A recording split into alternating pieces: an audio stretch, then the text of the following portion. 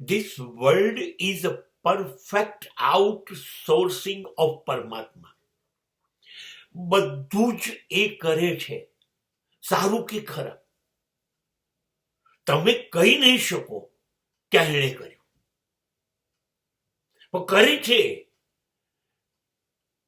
જંગલો દ્વારા વાદળોને આકર્ષે એ, સમુદ્ર પર સૂર્યના કિરણ પડે, વાદળ ઉપર બને ને વરસાવડાવે, વાદળો દ્વારા પાણી આપે એ, જમીનો ઉપર અનાજ ફળ ફૂલ ઉગે આપણને પહોંચે ઉગાડે છે એ, પશુ પક્ષીઓ દ્વારા આપણને જે મળવું જોઈએ એ મળે, વાતાવરણમાં આબોહવા છે એ આપણને શ્વાસ આપે, જમીન પાણી હવા ખોરાક બધું જ આપે. પણ કહેવાય શું એ નહીં.